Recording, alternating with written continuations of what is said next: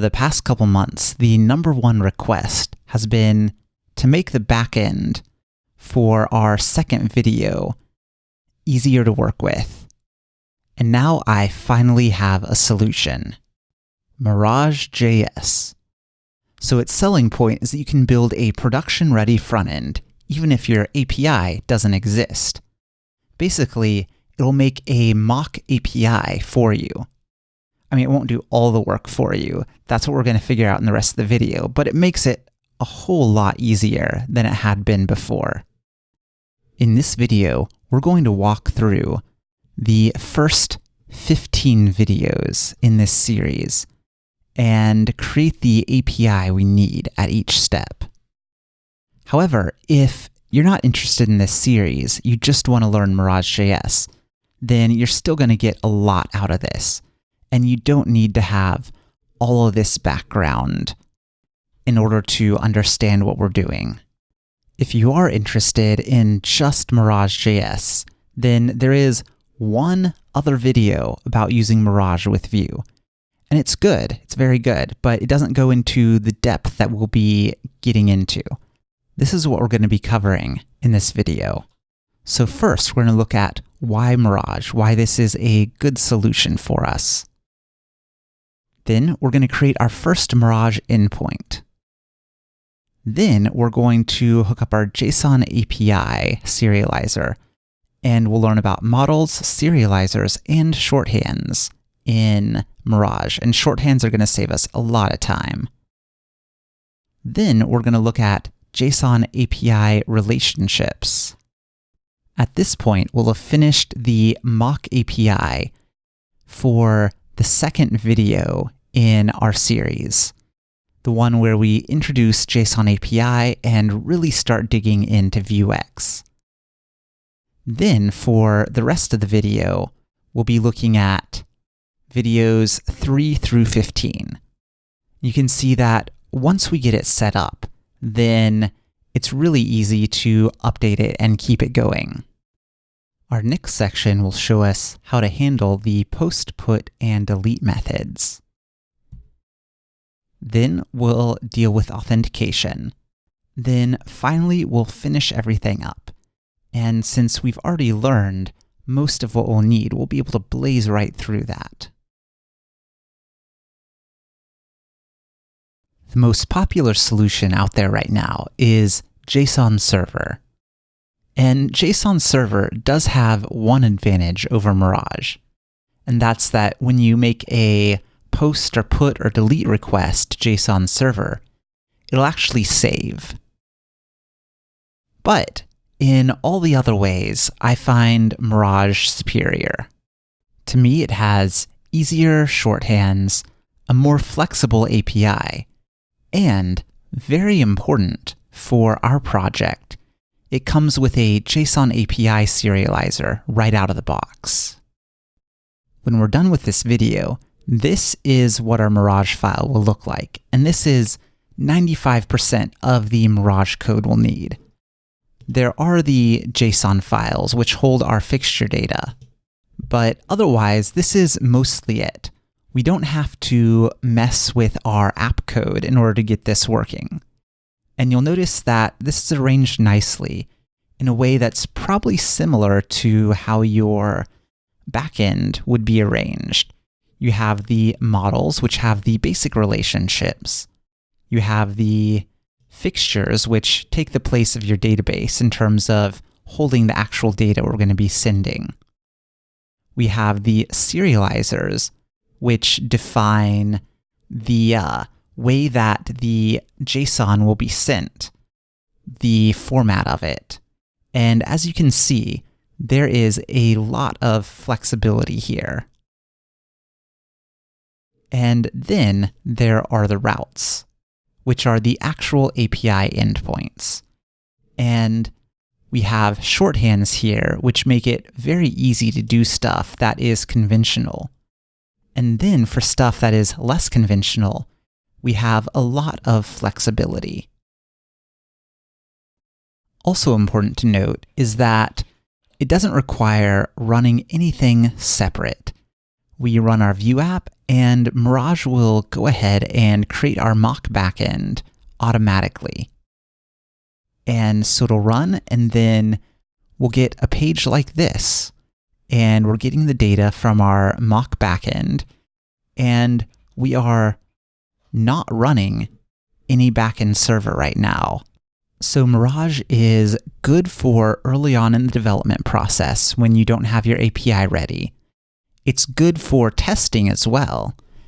And it's good for this series because not everyone wants to build their own backend API in order to follow along. But you may notice something.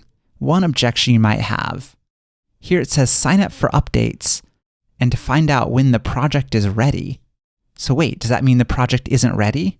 And also, you might not have heard of MirageJS before. That could lead you to believe that it's something extremely new. And that is halfway right. So MirageJS, it's currently only on 0.1.31. And the first release was in late March of this year, 2019. But it's actually had several years of development and refinement because it was extracted from Ember CLI Mirage, which has been a popular plugin in the Ember ecosystem for many years.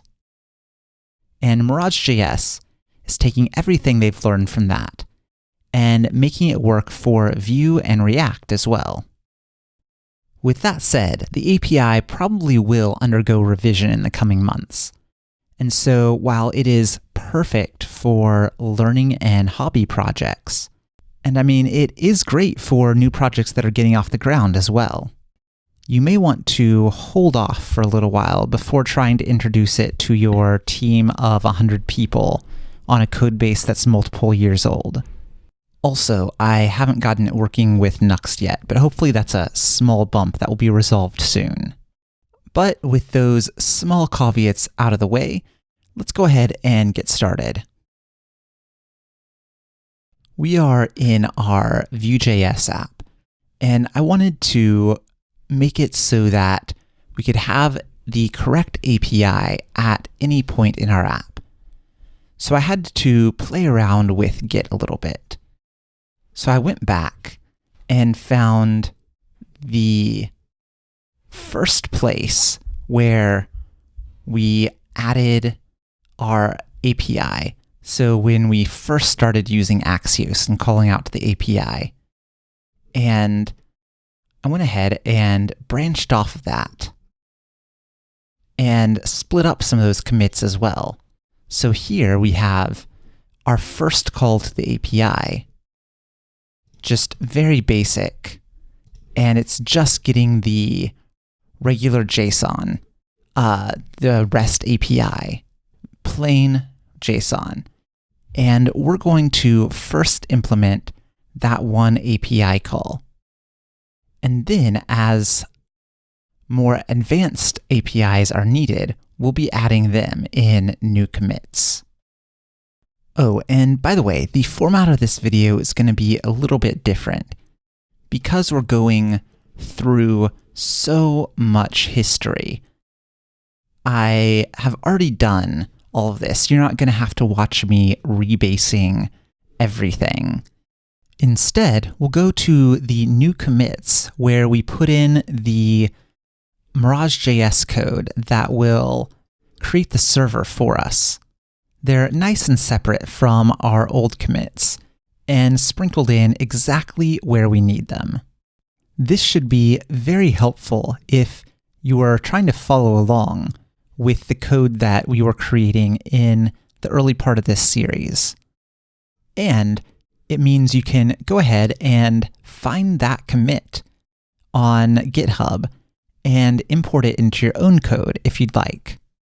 Okay, so our first Mirage endpoint. First, we will install MirageJS, and we'll install it with yarn, and then we will import server from MirageJS, and we'll do this in main.js. We'll create a new server, and then we'll define our routes. And in our routes function, we will define a get/videos. So this is the same as the /API/videos that we were using before. It will be the same endpoint. And then to start with, we'll just return 2 objects in an array. If I take this GitHub commit and then I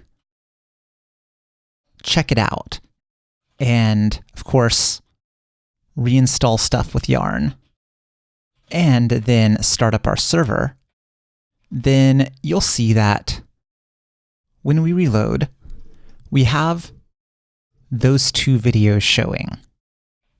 And that is coming from our Mirage server. We'll see that in our console.log, we have our Mirage get/videos, and it returns a 200. We can see the request, which is null because it's just a regular get, and then the response. Oh, and I shouldn't say that the request is null. It's just the request data that's null. There's actually plenty of stuff in the request that's raw. So that is our first API call with Mirage. It's very simple. Just import the server, create the server, and create a route on it. And the rest of it happens automatically. But we can improve this quite a bit. So we can put our data in a .json file. And here we see we have 8 videos now, and we can afford to have 8 videos because they're not cluttering up our main.js. Then we import that JSON file. And we could put the JSON file right here, just return it like that. And that would be very similar to what we did before. In this commit, we went one step further.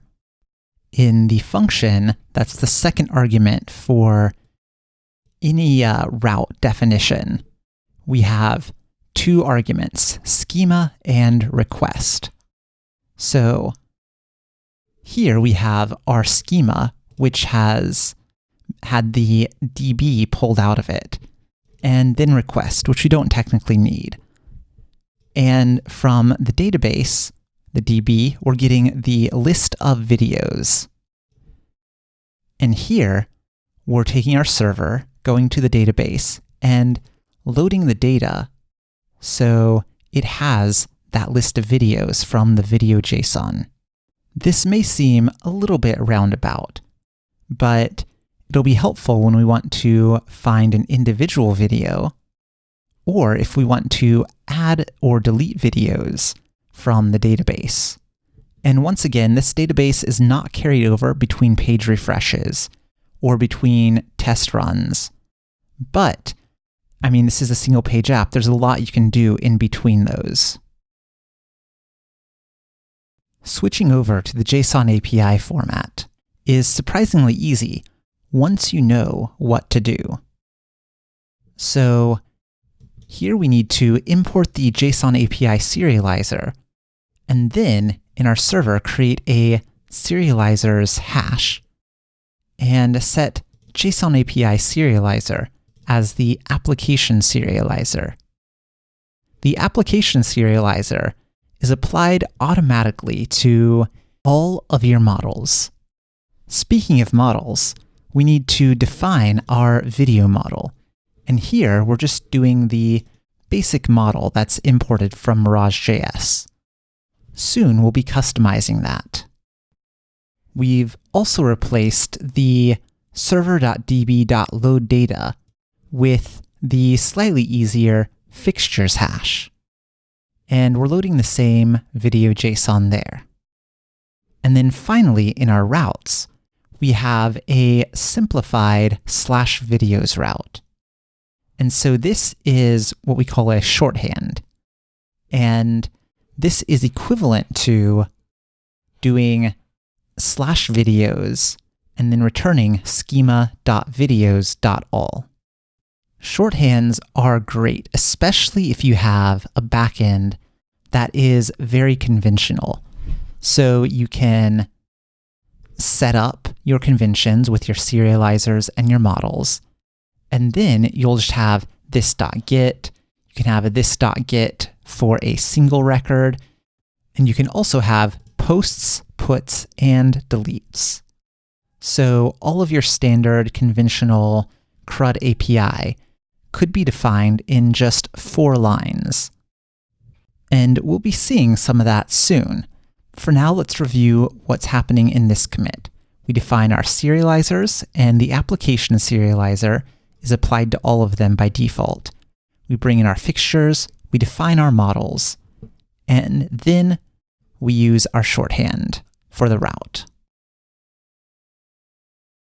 In order to get our first JSON API relationship, that between tags and videos, we're going to have to update our serializers, update our models, and our fixtures, but we're not going to have to touch our routes at all.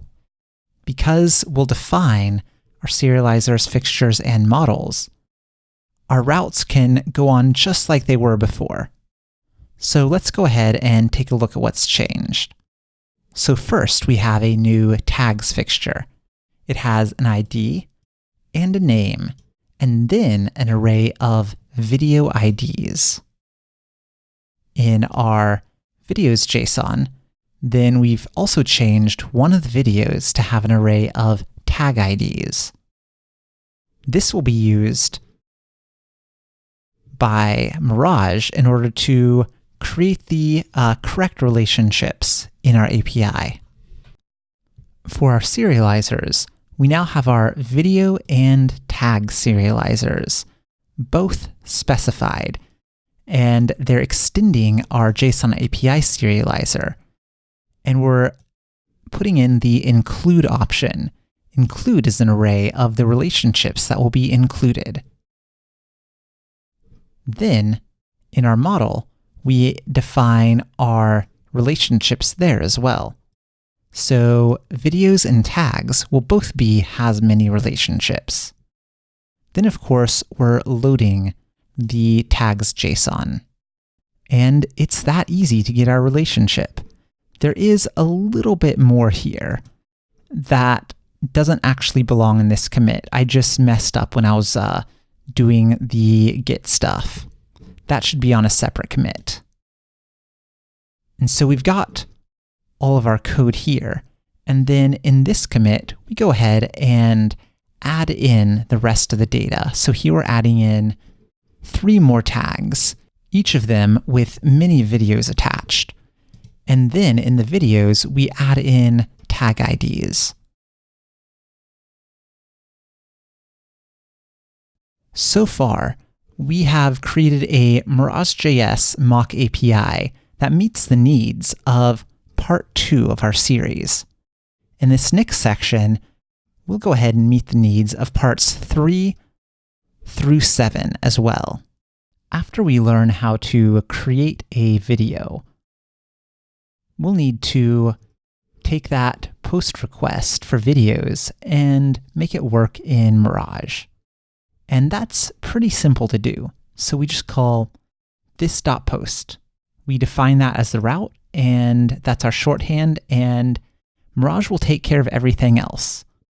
But we do need to define a little bit more of the serializer, because our API, the way we send it up, isn't technically JSON API, but Mirage expects JSON API. So we normalize the data for Mirage.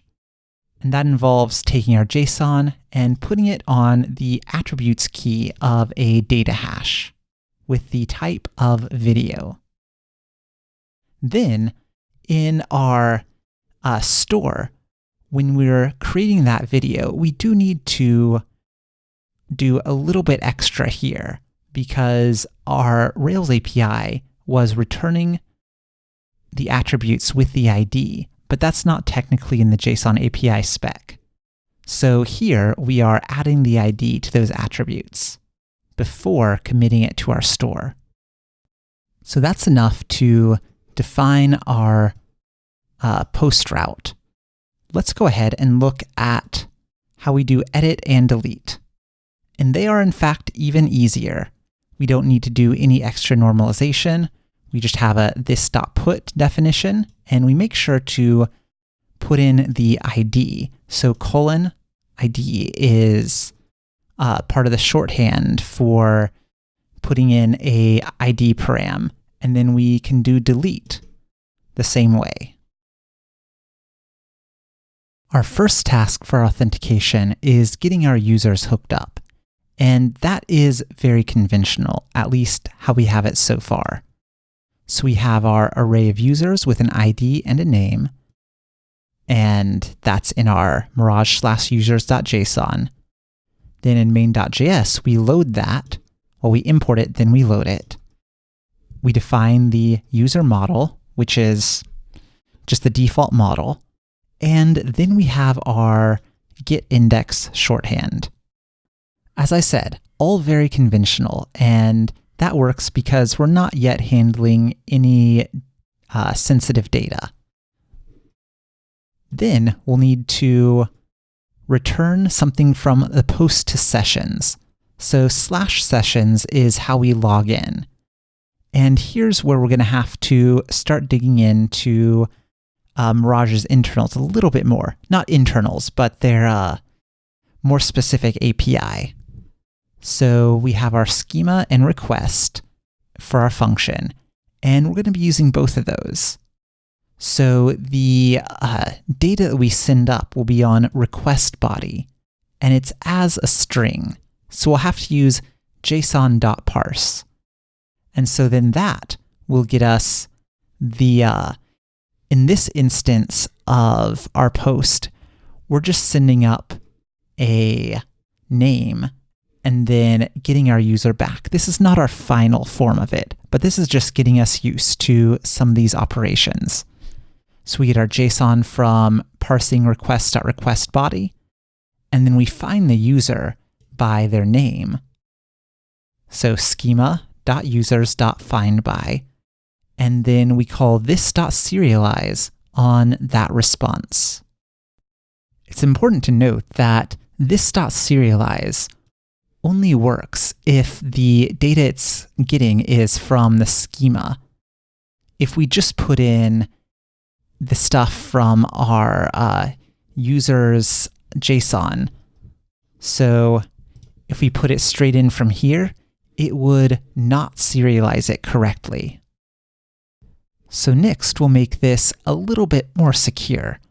And so we are adding emails here, and this is kind of sort of checking for password. This is not our actual server, so we can just do something fake. And you can see here that if the password is correct, then we return the serialized response. Otherwise, we return new response with a header of 401. This is all that we'll need for login. And it's worth pointing out that although this would make a terrible server, it's a great mock server. It lets us work with the front end and call out to our API as if it was a real server, but we don't have to deal with quite the complexity of doing everything securely and saving everything permanently in a database. Now let's look at our registration. And here we can see that we are posting to /users. So we're creating a new user. And once we parse the request.requestBody, then we use that JSON to create a new user using schema.users.create. And that is serialized for the response. And then in our store, once again, JSON API does not put in the ID with the attributes. And so we have to adjust our Vuex store in order to deal with that situation. This section is going to cover parts 9 through 15 of our series, creating the mock API that's needed for them. And as you'll see, now that we've already covered the basics and handled the tricky parts of authentication, it's actually not that difficult. So here we're adding admin to some of our users, and we're making sure that that attribute gets passed. We're passing back the name, the email, and the admin. And so that's pretty easy. Adders is really useful if you want to control what gets sent back. If you have, for example, some secret stuff like a password. The next thing we need to change is when we are getting played videos from the server, as well as changing them. And so here in our JSON, we have an array of played videos, or at least the IDs. And we want to return just that array. We don't want to return them as an included array. We just want to send back the IDs. And so for that, we have to specify that we're only returning that attribute, not the relationship. This would get more complex if there were relationships that we wanted to send back, but for now, this works. Basically what we'd do if it was more complex is here, we would check if it was played videos. If it was, we would return adder. And if it was a different relationship, we would call super. And in our store, we had to change one instance of referring to that. So it fit with the new capitalization scheme. Then, when posting the video played, we just return a response of 201. And the reason we're not changing anything in the backend is because this database won't last past the refresh. So we don't really need to actually make a change here. We just need to send back, yes, we got it, so that the front end can respond appropriately. Next, we'll create the endpoints for connecting and disconnecting tags. And here we have the post /video tags, and we're just returning a 201 response there as well. And then we're doing something that is not conventional. We're posting to video tags /delete. And the reason we're doing that is because the video and the tag that it's connected to are being sent with the data. And so we can't have the ID of the video tag here, like we would in a conventional this.delete shorthand. Then, going forward, we have our Mirage for getting all the tags in the index. And then we have Mirage for putting the tags, for patching them. And this is almost conventional, but we just return a 200 response. And the delete for the tags is conventional. And the post for the tags, we go ahead and create a new tag and serialize it because we're going to need the ID in our front end. So that's one of the reasons why we actually do the whole posting thing. We play it all out. Whereas with our deletions or our patches, we don't always do that. And then that is everything that we need from our API. We have one more thing. So here we are refactoring our Mirage config to its own file. So as you can see, it's gotten pretty big. And so we're deleting 85 lines of code here and replacing it with setup Mirage. So we import setup Mirage from Mirage/setup server. And all our code is here, just like we've written it. Thank you so much for sticking with me, and I hope this was useful. I know that if it's been a while since you've watched those early videos, you may have lost a lot of the context needed to understand why we're doing the APIs that we're doing. And that's very understandable. When I launch the website, then we're going to be inserting parts of this video where appropriate, and then it'll make a lot more sense. On that note, I'm going to be putting my head down and coding really hard for the next couple weeks in order to get this site launched as soon as possible.